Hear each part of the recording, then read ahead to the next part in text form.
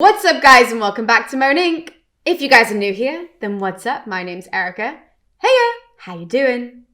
For today's video, you guys, we are dipping into uncharted territory for me, okay? If you guys are regulars, you will know that normally what I do is discuss ancient Greece and Rome. That's where I'm comfortable. You know, I know what happens in the ancient societies in both of those countries. I understand the structure, even if, you know, we're discussing more niche topics that I might not know about. I at least know the broader picture. I know the time frame. I know what's going on. So there's a level of comfort there. Even though I sort of push myself a little bit, I'm still very comfortable. And since it's 2023, your gal's a new woman, and I was like, I'm going to push these boundaries so far that today we are going to be diving into ancient Persia. Now, obviously, I could not do this video, and I could not give you guys a series on ancient Persia because I don't know anything about it. So instead what I did was I picked up a book that was recommended to me by a friend of mine, a friend who actually created this beautiful print behind me, whose name is Anna. She is very into Persian history, and she recommended that I pick up Persians, The Age of Great Kings by Professor Llewellyn-jones. Now, unfortunately, the cover does not survive of this book. I got it secondhand, but I'll include a photo so you guys can see what it looks like.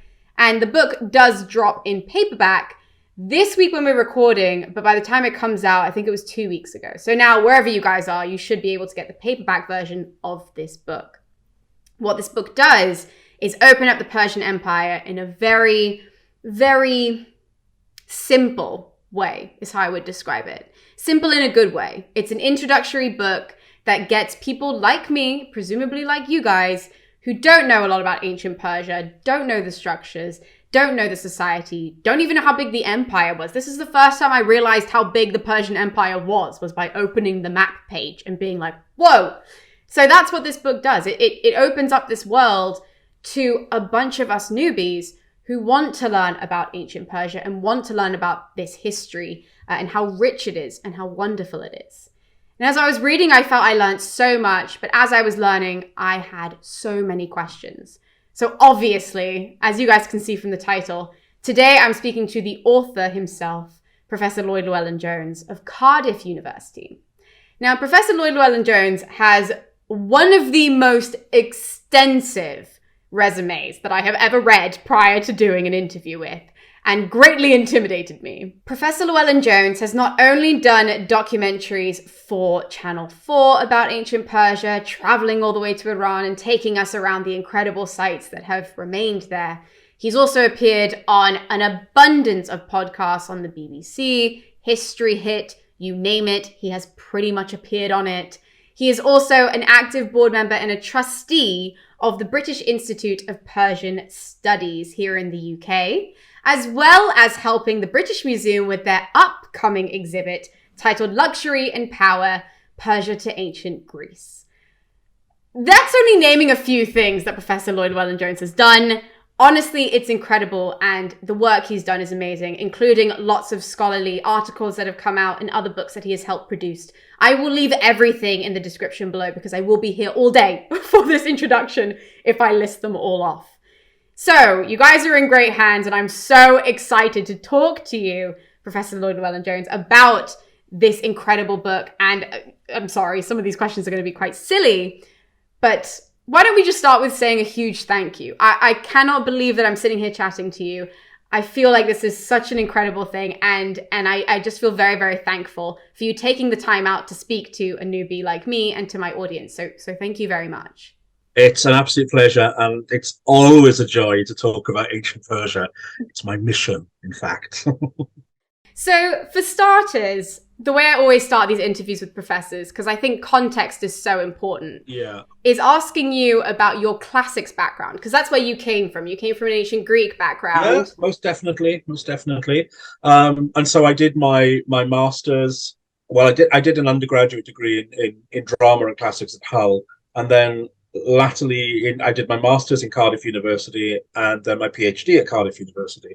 And at that time, all of my work really was on Greek culture, classical Greek culture, and in particular gender. And gender studies is still something I'm really passionate about within the classical context itself. So most definitely I'm a trained classicist, in Greek in particular.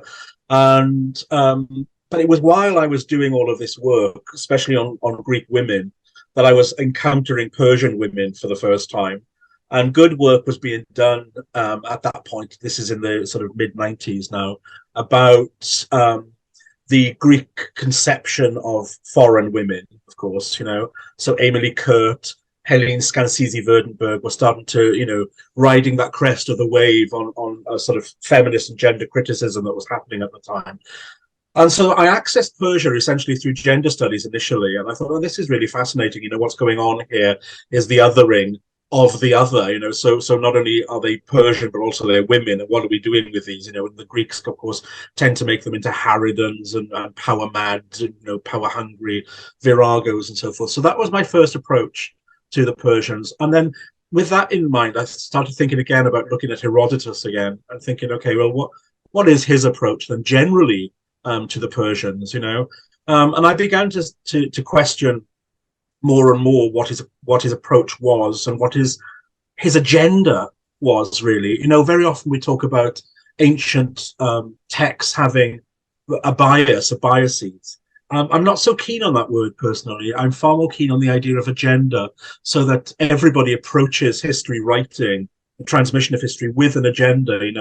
Certainly I know I do, because we can't stop ourselves, and I think it's absolutely fine as long as we reveal what our agenda is. Of course, Herodotus didn't reveal what his agenda was, so we have to kind of pick through it all the time. What I began to realize then was that there was a whole world of ancient Persia out there which hadn't really been tapped into, certainly not by me and by many of my colleagues at the time. The movement was going on in France and in the Netherlands, in particular, during the 90s, with things like the Achaemenid history workshops. And I started reading their works, and I found them absolutely mind-blowing. The first of the workshops was held in Groningen in the Netherlands in the 80s. And the question was Persia at the point of collapse, at the moment when Alexander invaded? So there's this, obviously Persia's gone through, in our Greek and Latin sources, this classical rise and fall scenario, to rise to greatness and then through decadence and mishandling of the empire and harem intrigues and so forth. It all collapses around its ears.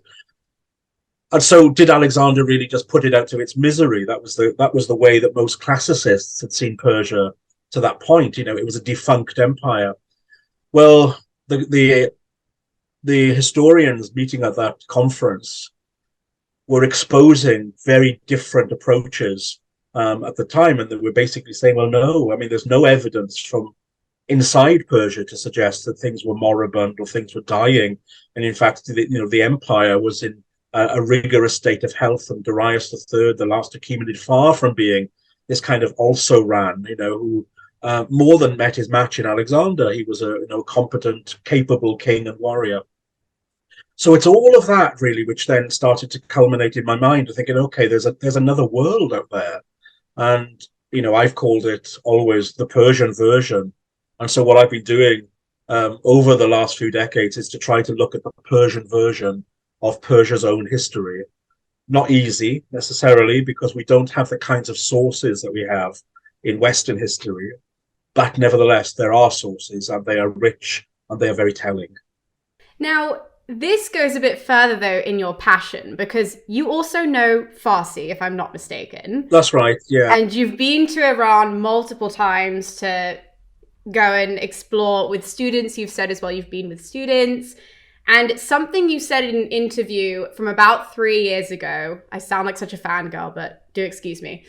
But for about 3 years ago, you were talking in an interview and you said that one of the first times you went, or at least maybe the first time you went for work, was you did a documentary for Persepolis, about Persepolis. That's right, yeah, for Channel 4. Yes, and you said in this interview that when you went, you really felt like it was very homey in Iran. So I was wondering what it was about, knowing all of this history and having all this intrigue and then going to the country. What was it that made you feel that way? Oh, that's a really good question. Oof, I don't know. There was just a strange connection that went on when I arrived at Persepolis. I'll never forget it. I was on a coach, being driven there by this filming crew, and I was looking out of the bus window, and there were the columns of Persepolis rising up before me, and I was completely choked up. First of all, I thought I'd never ever see Persepolis. Iran at that time in the late 90s. For me as a young scholar, I thought I'd never be able to go there. I could never afford to go there. I didn't know if it was safe to go there. And then I had this wonderful opportunity where, I was flown over there and kind of looked after. And what opened up for me was not just this experience of exploring the world of antiquity that I loved so much, but also I recognized in the Iranians themselves this remarkable depth of culture, a sophistication of being, a willingness to share their lives, their thoughts with foreigners. They are the most generous people I've ever encountered. And I fell in love with Iran, it's true, but I fell in love with the Iranians even more. And that love affair just never has stopped. I'm indebted to them for what they teach me. I'm in awe of them for the way in which they continue their lives and dreams and have aspirations as well. I think they're amazing people with an incredible past. And I suppose that's what got me on the first visit. With all of those feelings then, when you're publishing books like the one we're going to be talking about today, doing documentaries, other publications, did you feel a sense of pressure, but not in a bad way, not a bad kind of pressure, but more so a responsibility would be a better word, of making sure you did this justice and you were going to be doing it in the right way because you had the loudest voice, at that time, more so public facing? Yeah, most definitely. Most definitely. I knew there was a story to be told, and the story is a true story as well. We've just heard part of the story, so I wanted to make sure that people understood there's another element to this story, which rings true.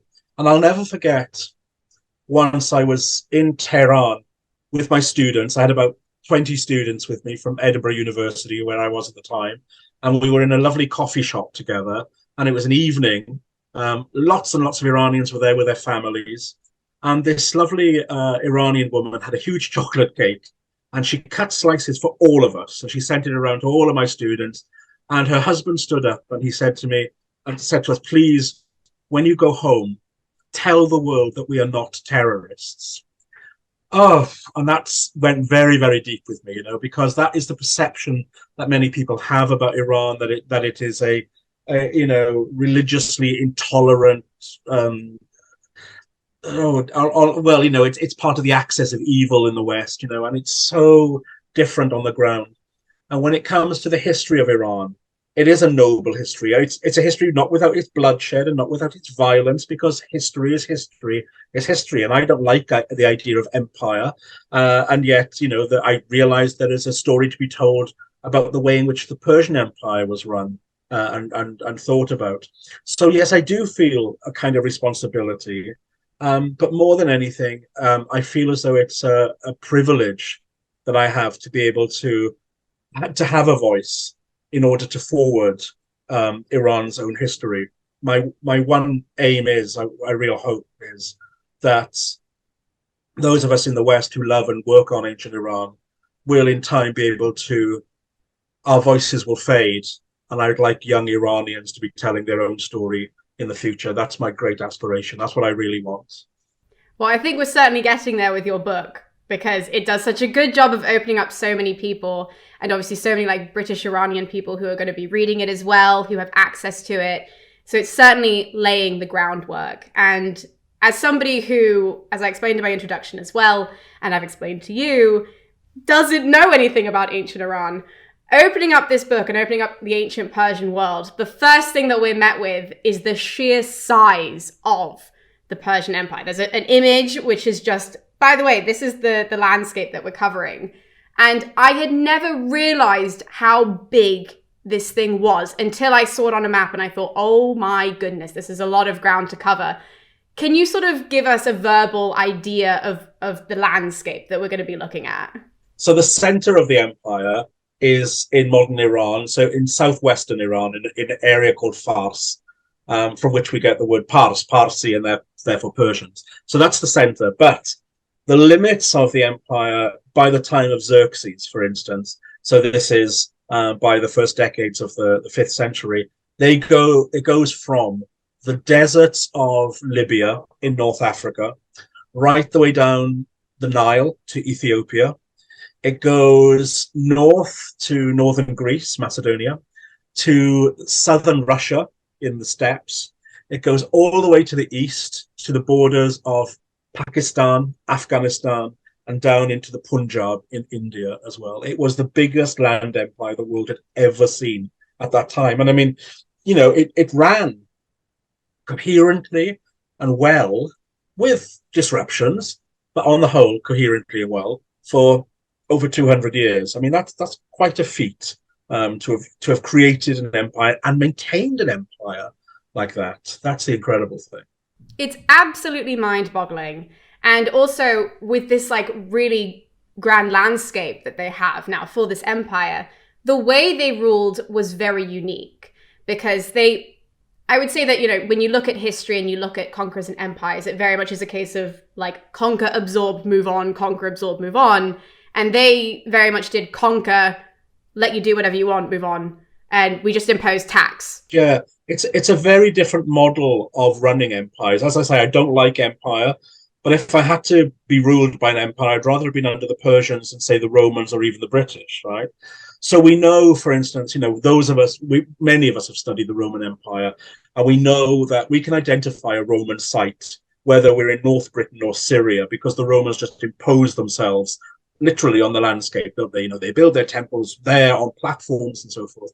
And the British did pretty much the same. So, whether you go from Hastings to Simla in India, there are bungalows, there are, imperial architectures everywhere. The Persians had no concept of doing that whatsoever. They ruled through a kind of assimilation with locals more than anything else. So they never imposed a language, a religion, an ideology, a style on foreign peoples. That's not to say that they were completely laissez-faire in their attitudes, okay? I mean, empire building doesn't happen through holding hands and negotiating. It happens through brute warfare and, square-jawed men doing dreadful things to a local population. And fear was part of the Persian Empire's way of treating people too. But by and large, as long as these conquered territories did what the great king wanted, and that is essentially they paid their taxes on time, then things were pretty calm. Things were pretty good. There was actually far less hands-on involvement. The Persians set up satrapies, and the satraps, or the governors, were kind of like viceroys, I suppose, the kind of thing that we get in India or Canada or Ireland during the Victorian period. And they were very much the representatives of the crown. They certainly held a kind of Persian court in these different areas of the empire, Memphis, Bactria, Lydia, wherever you happen to be. But they worked with local dynasts, local princes, local kings, local authorities, to try as best as possible to have a sense of equilibrium. Sometimes it failed, but on the whole, it worked. There were very troublesome areas of the empire, which constantly were trying to break away. Egypt, for instance, which of course was so both ideologically and economically important to the Persians, was never really settled in a way that the Persians would have liked. It broke away for 60 years during the middle part of the imperial period, was reconquered brutally as well. And of course, an empire of that size, the problem is not so much the epicenter of the empire, but it's always going to be the borders, which are going to be troublesome, and this really brings me on to Herodotus and the Greek conception of what the Persian Wars were. For Herodotus and the Greeks who built up this mythology of Greekness, of Hellenic identity around the Persian Wars, it was a fight for freedom. It was the ultimate war over the Eastern barbarian. For somebody like Xerxes, the Persian Wars, while costly, and I don't doubt that, in terms of finance and troops, was nevertheless just a minor border skirmish and nothing more than that, and we have to remember that all the time. Xerxes left Greece not because he was defeated and his army was defunct, but because Babylon was in revolt, and that was a city that needed his attention. Babylon not Athens. Athens was a nothing to Xerxes at all. It's hard for us to think of the world of Xerxes' mind in different terms, but it really was the far periphery of his empire. I have so many questions leading off of that, but the one I want to start with is that, and this is something that I had when I was reading, that even though I agree that like empire, what the hell is the point? But when you look at the Romans, I can see what their logic was, because they were like, we're going to make this place Roman. And the Brits the same way, we're going to make this place an extension of Britain, even if you don't agree with it. But when it comes to the Persians, they were saying, you can do you under our control. And as you said, obviously there's bloodshed, there's, them being brutes and all of this. But what is there for them to gain if they're not making that Persian? Yeah, that's a really, really good question. And it's hard to know, because they really were not intent of stamping their image on others. But what they did do was to take the best characteristics of other societies and bring them into Persia. So I think what they got out of it actually was an enrichment of their own culture, which is really a bizarre way of thinking about empire, isn't it? We don't think of the aggressor in that way. The aggressor goes out and plants their images, but it's very different there. So at Persepolis, in the architecture alone, you'll see Egyptian-style doorways, Syrian-style battlements, all of this kind of melange. And we know, of course, that people from the empire were coming into Persia as artisans, workers, craftsmen, you name it. And we can see quite clearly at places like Susa and Persepolis that columns are quite clearly erected by Greek craftsmen and so forth. It's a multicultural world that they're trying to create. It's a world without borders, I suppose. I guess if I had to draw some kind of parallel to it, it would be similar to the Ottoman Empire, I suppose, because once again, the Ottomans didn't really stamp an Ottoman look or Ottoman authority or an Ottoman style on everything. They let the Ottoman Empire just build up and do its own thing in similar ways. And yet, of course, there was a sense of still being under the control of one dynasty, of the Ottoman dynasty. And I think the Persians work something like that. Of course, what they could do from this vast empire is mine it for every resource they wanted. And there was no other empire on earth at that time that could challenge them. So they went completely unchallenged in terms of what they wanted. So if they wanted ivory from Ethiopia, then it was theirs. If they wanted gold from Nubia, it was theirs. If they needed lapis lazuli from Afghanistan, it was theirs. And this is what I think they profited by.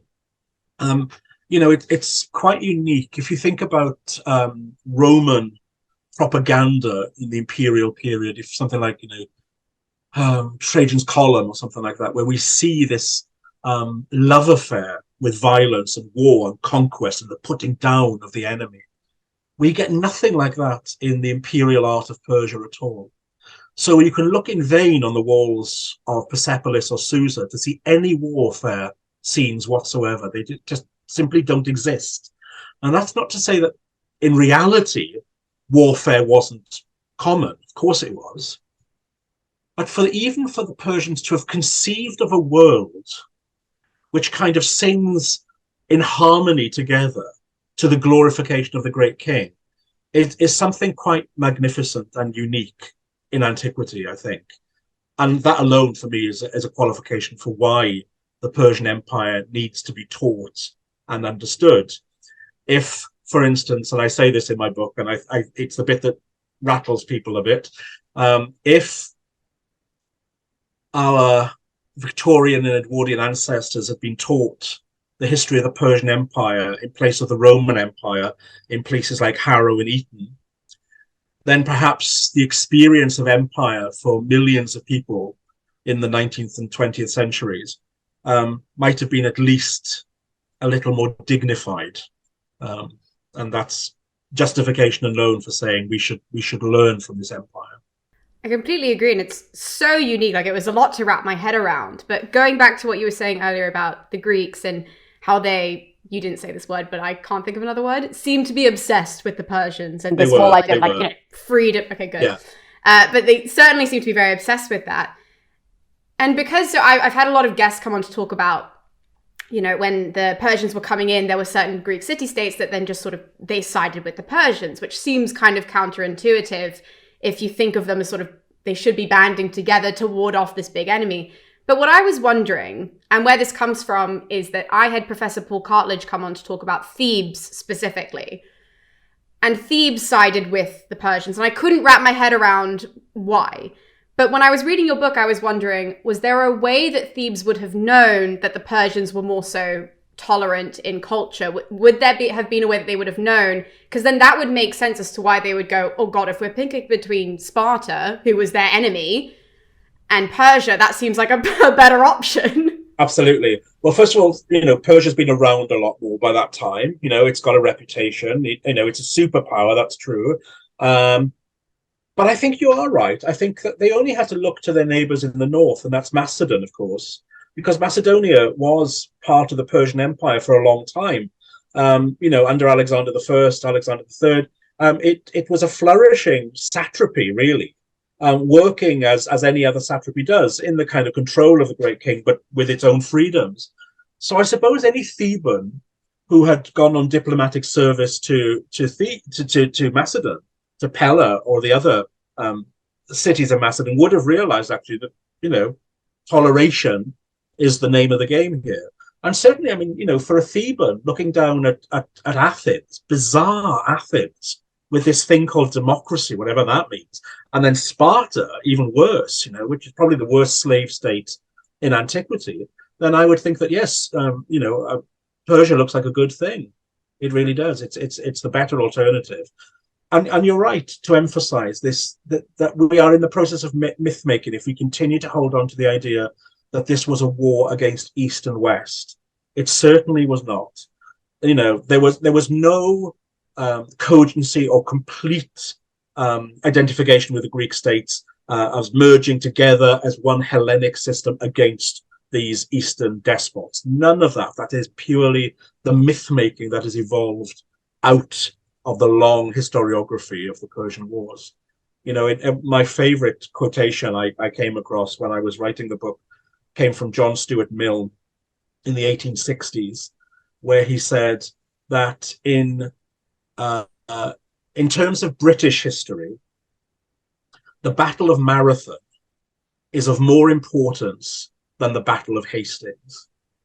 It's incredible, isn't it? In terms of British history, Marathon has more importance than Hastings because, of course, it's all tapped up into this idea of freedom. And I do wonder, you see, because, the Persians were not out to enslave. That's not the point of them. They were a slave society like every other society, don't get me wrong. But it wasn't about taking away people's freedoms. It was working with the peoples to ensure that taxes were paid. So I think that if Athens had become part of a Persian Empire, if Salamis had gone the other way, then I think that Xerxes probably would have put a satrap into Athens, and Athenian culture would have developed as it developed, democracy and all. I don't think that would have been a problem for Xerxes. And that's the interesting thing.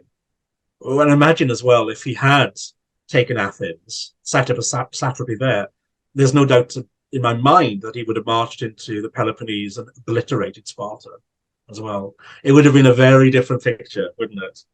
It's very bizarre to think about that. Like, well, what if things had gone differently? What can we see realistically that would have happened? But, for Xerxes, the burning of Athens, the sack of Athens was mission accomplished, really. That was his plan all the time, was to destroy that city.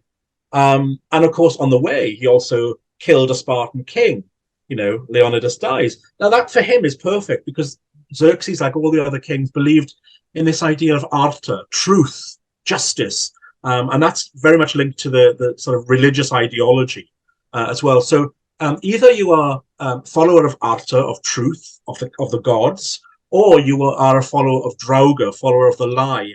And the lie also includes rebellion, treachery, all of this. So these rebellious Greeks were the followers of disorder, of the lie. And so basically what, at Thermopylae, what happens there is that the king of the liar king is killed. and that's a triumph of Arta over Draugr as far as Xerxes was concerned. Mission accomplished completely. Okay, sticking with the truth and the lie, I'm not going to try and say those actual words. I'm just going to stick to the English. But the truth and the lie thing was something that is throughout your whole book, as you're explaining, sort of like this kind of religion, but also not wholeheartedly this religion. And one question I just had, which might seem like a really silly question, how does that work with Ahura Mazda? Is Ahura Mazda the god then? Or is that like a symbol of truth? Or Yeah, I think he's both. I think he's one and the same. His translation of his name, Ahura Mazda, means the wise lord, and wisdom is truth, as far as the Persians were concerned.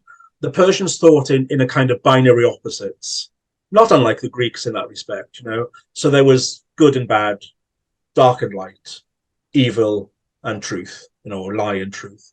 So it's pretty much that. Now, you know, so much more work needs to be done on Achaemenid religion. It is the most complex of all the questions that we are trying to disentangle, because we have so many angles to approach it. Actually, you know, we have thousands of cuneiform tablets which talk about ritual practices at Persepolis, in which old Elamite gods are being worshipped alongside Iranian gods. So a mixture of Mesopotamian and indigenous Iranian stuff. For me, I think what we're dealing with is a religion which is essentially, as it's portrayed in the royal inscriptions, is a kind of a royal religion. It's a royal cult, I think, is what's going on there.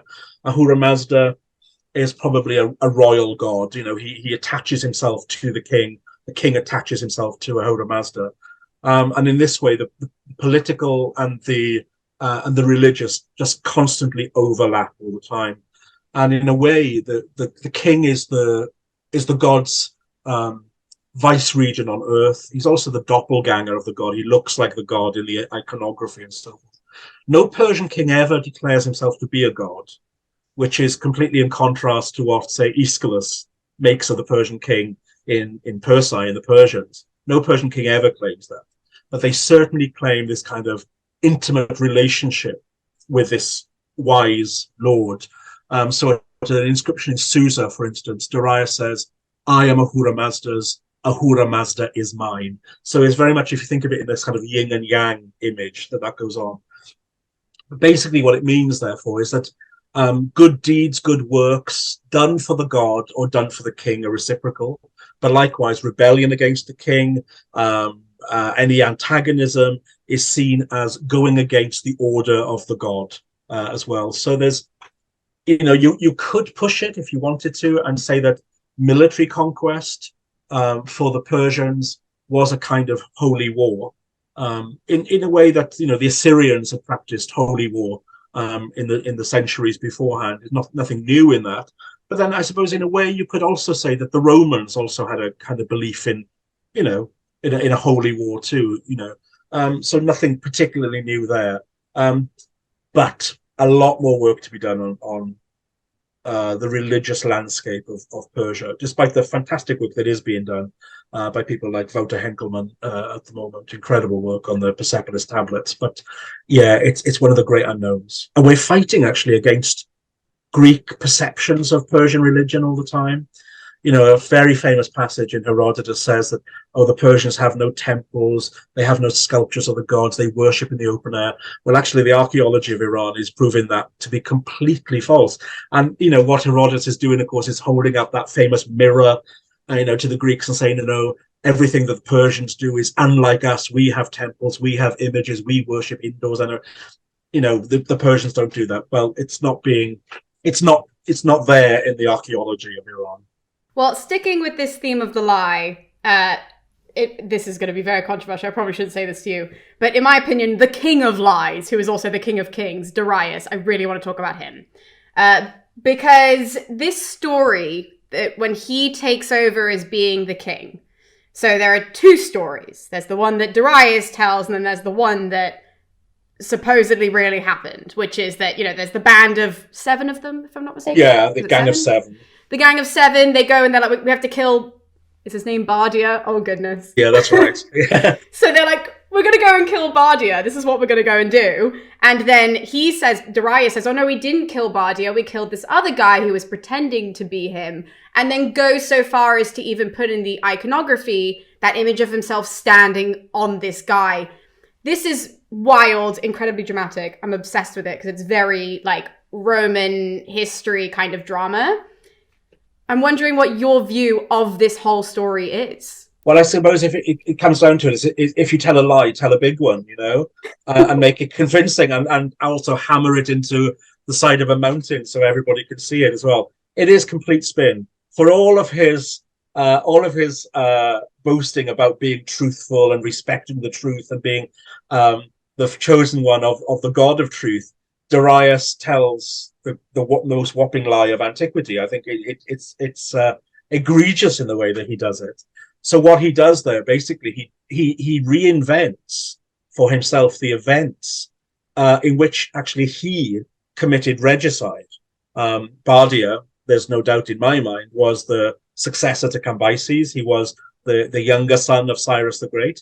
So Darius, with this gang of seven, part of the gang of seven, I should say, has him killed. And then, of course, the empire falls into bits straight away. There's a year and a half of rebellions all over the empire, which then Darius also puts into this huge inscription, the Bicetron inscription, and which he says by the end of it, the empire was mine, which must show that Ahura Mazda was there with me all the time as well. So it's a whopping great lie. It's quite remarkable. And I always think about, well, what about the people who were really in the know? What about the royal family? Because Darius then marries Bardia's sisters and wives, to make his claim to the throne stronger. What about women like a Tossa and a Taistene, these two of Bardia's sisters? They come across as able women, and certainly they're in power throughout Darius's reign. We know that from the Persepolis fortification text. Did they go willingly to his bed?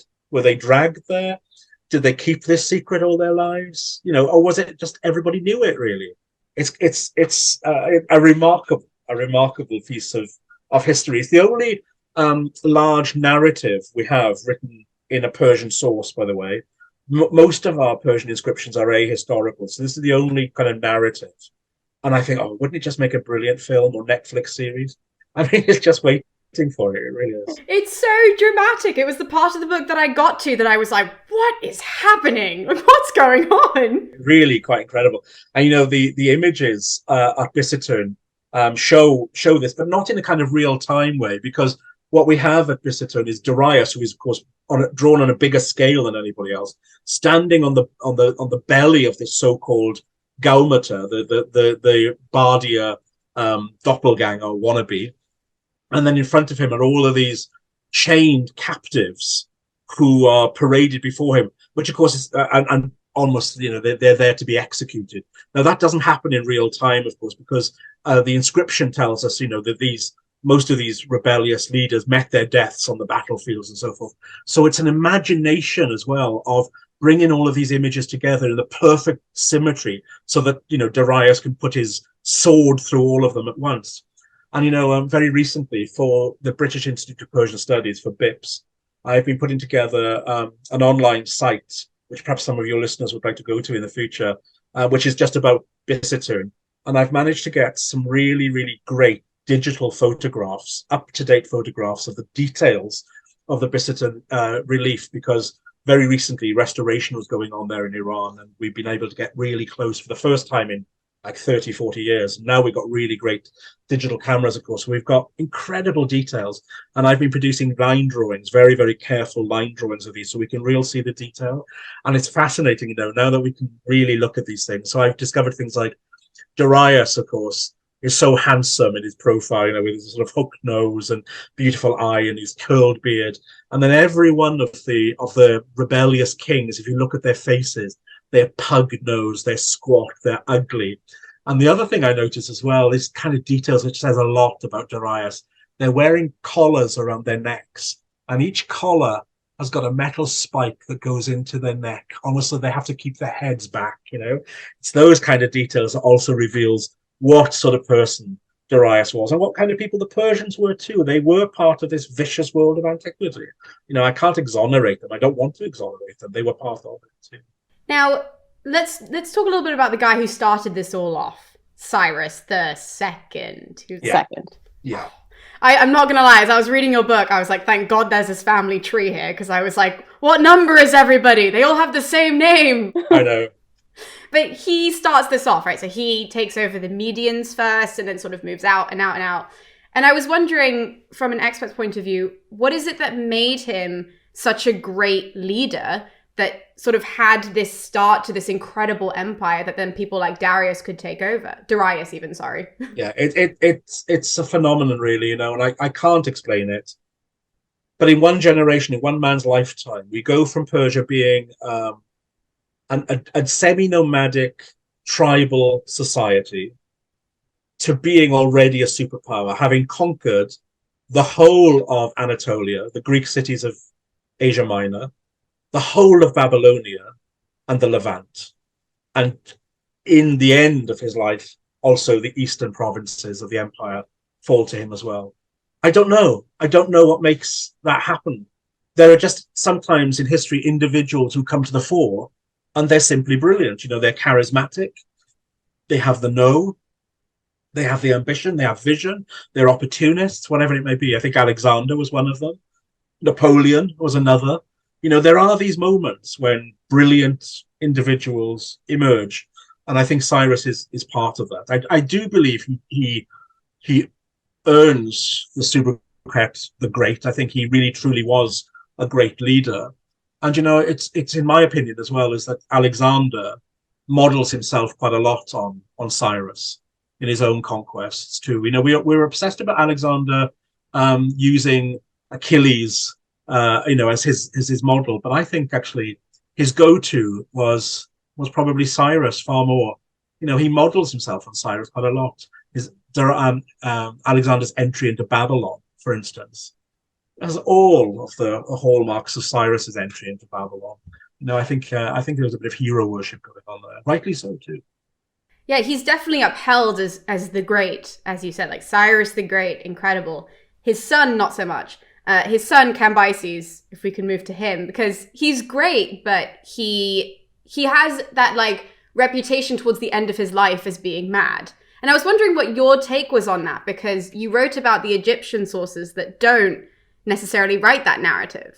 Absolutely, there's no need for it. In fact, certainly, you know, Cambyses was as able a conqueror as his father.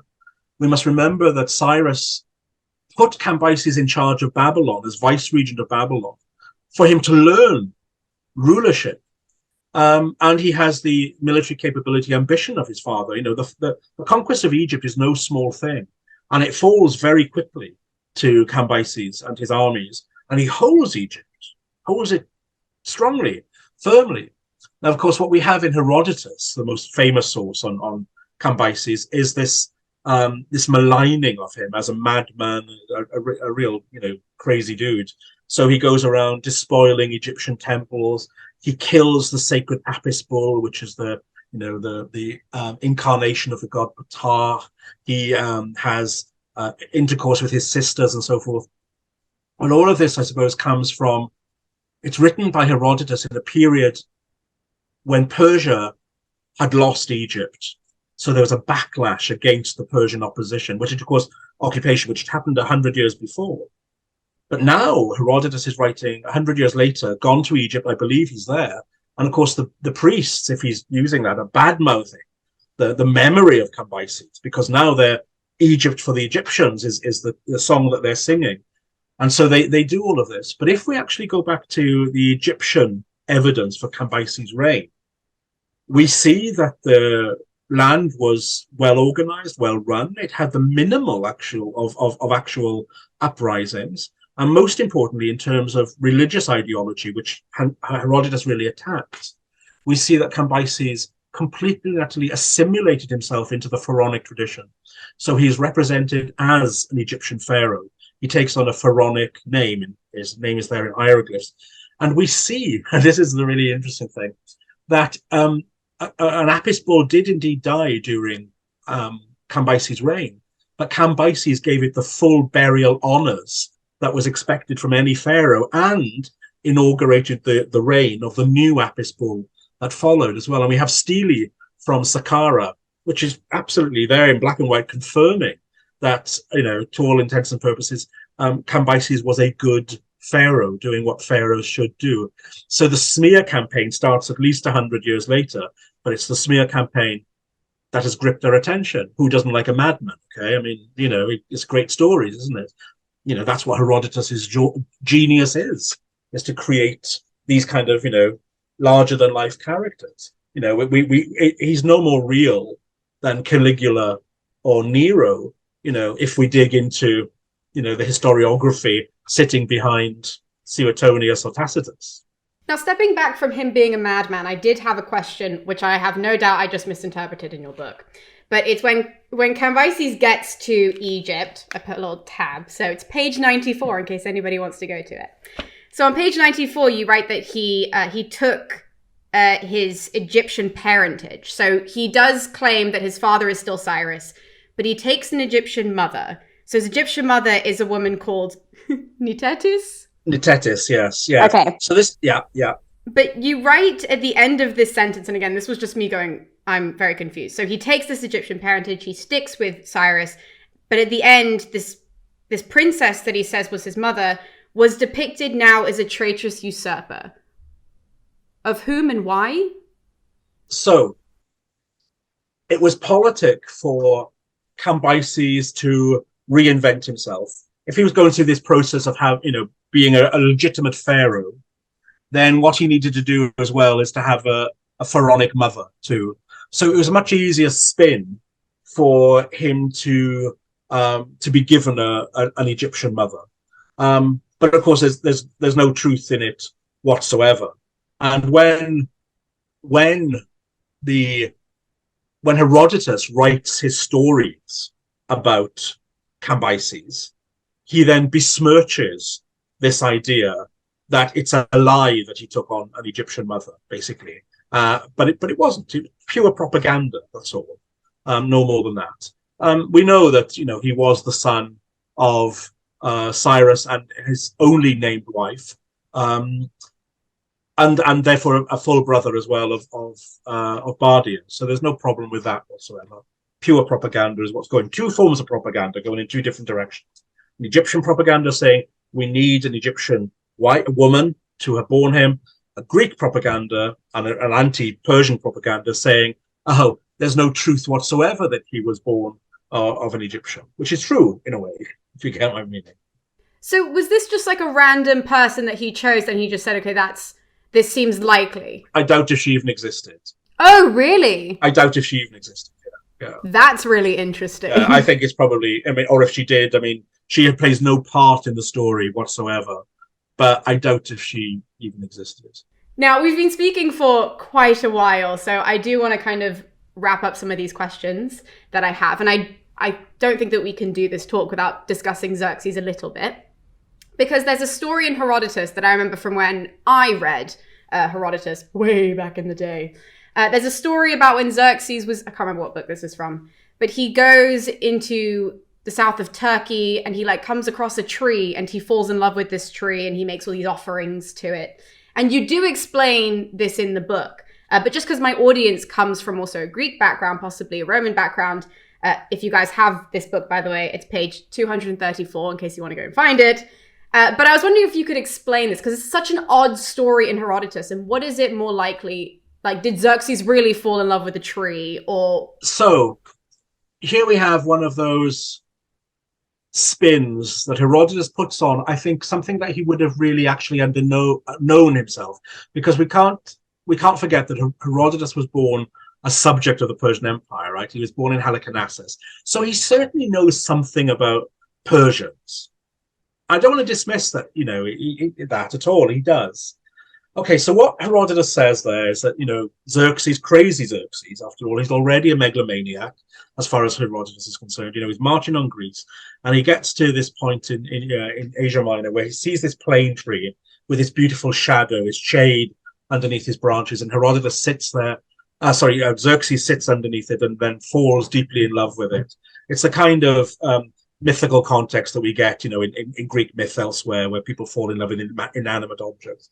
But then he does more than that. He plies the trunk of the tree with jewelry and gives it necklaces and earrings to wear, and he says to a guard, "You must stay here forever and look after this tree," and off he trundles. And this story in Herodotus gets repeated and augmented over the centuries by people like Aelian, for instance, in his historical miscellany, and right the way down to Handel's opera Xerxes in the 18th century, where the very famous Ombra Mafu, the Largo of Handel, is all about Xerxes singing a love song to this tree. Okay, so what sits behind it? If we look at the Persian version of this, it's far more logical to explain. Persians, like many other Near Eastern peoples, had tree cults.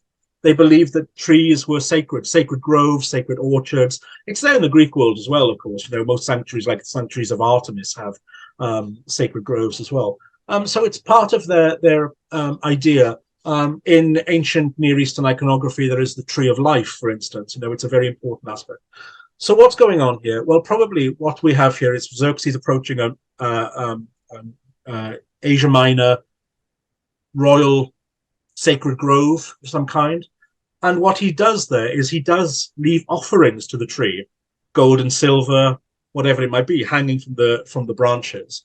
And in fact, we even have a seal image showing Xerxes, who is named on this seal, with a necklace standing next to a tree. So it's part of a tree worship cult. It's part of a nature cult, is what he's doing there. And I might as well add that, the other great story that we have is Xerxes at the Hellespont, whipping the seas that refuse to kowtow to him, and then throwing in iron chains and so forth as well, to conquer the seas. Well, this probably again is another misquoted, misremembered thing by Herodotus, which is really about, again, it's to do with the cult of the sea or cult of waters, because we know that Persians would put precious metals into water as offerings. So in the river Oxus, for instance, in Afghanistan, we've discovered huge hoards of precious metals just deposited by Persians for religious purposes. So I think that's what's going on there as well. There's a Persian version to much of this stuff that Herodotus is spinning in different ways. Oh, and it's just so annoying that, the Persian version isn't known and the Herodotean spin is, and making all these Persians then crazy. I think it's good that we're getting now both versions, because Herodotus is so entertaining. So now at least you can read it as drama. And he is a wonderful read, but he's fairy tale, he's fantasy, combined with a little bit of factual analysis every now and then, but not much of it, I think. Sort of on the cover they should write, inspired by true events. Yeah, exactly. Inspired by real events. Absolutely. Yes. So right before then, that was a lie beforehand. Right before now that we wrap up, I thought that we would also add in some women into the mix of this conversation. So in chapter 10 is titled Crowns and Concubines. And you explain the role of women more so generally and how the structure works as well of wives and mothers and all of this. But something that I thought was really interesting was this idea that you're putting forward, that the Persians believed that women were valuable when they were invisible and they were sort of ruling from behind the scenes. So I was wondering if you could explain that a little further. Yes. The question really is about this idea of harem. Okay. Now, I don't use harem in terms of scatter cushions and jewel in the belly button dancers, that kind of thing. The harem was a political institution. It was an institution in which women were segregated from the outside world, but not sequestered away, not secreted away at all. They lived in a world of hierarchical perfection, really, with the queen mother or the king's mother at the top, his chief wife or numerous wives, daughters, sisters, concubines below them. And this structure was forever moving depending on the relationship that these women had with the great king. It's quite clear that women could own property. We have, from the Persian sources, vast amount of evidence of very wealthy women owning landed estates, their own slaves, having complete financial independence. Also, In terms of transport, they traveled separately from the king, but always in covered wagons, interestingly, always in kind of closed carriages. And here's the dichotomy that I think some of my colleagues find it really hard to understand. You can be a powerful and public woman without ever being seen. You've only got to look at, 19th century China, the Ottoman Empire, to see this, when we have very, very powerful women indeed ruling from behind the curtain, from behind the walls. That doesn't mean that they are not powerful or they don't have clout and a very far-reaching spread of influence, in fact. It's hard for us, I suppose, because we associate power with visibility, don't we? With celebrity almost, we want to be seen. How on earth do you have a powerful woman who nobody ever looks at? Well, why would a woman in ancient Persia in that kind of society want to be looked at? Where, that puts her among the common herd. She is important enough to be hidden away. So I think women find their great prestige and power in their invisibility to the common people. And kings shared some of that element as well. The kings of Persia didn't do balcony waves and, press the fresh as they went around meeting people. They too are kind of invisible, almost mysterious characters sitting in the heart of their palaces, and you were lucky to get to see them in an official audience. Well, if that goes for the king, it's going to go for his women even more, I would say. So power does not necessarily equate a public persona. And then I think, in fact, it's the opposite. It's the more sequestered they were, the more powerful they could be, in fact. So it's such a fascinating topic, and I could honestly talk to you all day about ancient Persia. But as a final question, what I always ask professors who come on particularly, because for my audience, this is sometimes the only time they really get access to professors. And so I always want to leave on a note of advice from you. So for people who have watched this whole interview, come to the end and gone, wow, sounds amazing. Where do I start? How do I get into this? Where do I go? What's your piece of advice for them? Like, would it be reading or watching documentaries or engaging with certain things? I think at the moment, read my book, obviously, but also read this huge, magnificent tome by Emily Kurt, the late Emily Kurt from University College London, called The Persian Empire. It is a vast amalgamation of source materials, okay? It's not the kind of thing you read cover to cover, but it's a great dippy into book, where you could go to indigenous Iranian sources in translation, Greek sources in translation, so you'll get a full picture all the time. And the second thing is this: ancient history is not a dead subject. It is alive and vital and really matters. And what we are doing in our study of ancient history now reflects the time we live in, and will speak about our times for future historians as well. So never think this is just what your passion is, just about an excursus into the far distant past. It's also talking about what's happening right now as well. Okay, anything I say in response to that, Professor Llewellyn-Jones, is just going to ruin this video. So I'm going to leave it there. So thank you so much for joining me, for giving us that little tidbit of advice. Honestly, I really do appreciate you taking the time out to chat with me. Even if it would have just been for 5 minutes, I would have greatly, greatly appreciated it. And obviously, thank you guys for stopping by, for watching the content and continuing to engage. If you guys enjoyed this first video on ancient Persia and this is a topic you would like me to explore more with more experts, then please let me know by liking the video below, just so that I can get a gauge of sort of what we're feeling with this. Hopefully you guys really enjoy it, so I have an excuse to learn more and to continue to be a student in this topic. Now, obviously, when you're down there in the description below, all of the links are down there for the book, as well as the British Institute of Persian Studies. That link is also down there in case you guys wanted to get involved and to see the incredible work that they are doing. So thank you guys so much for tuning in, and we'll be seeing you next time with more videos here on Moan Inc. So I'll see you guys then.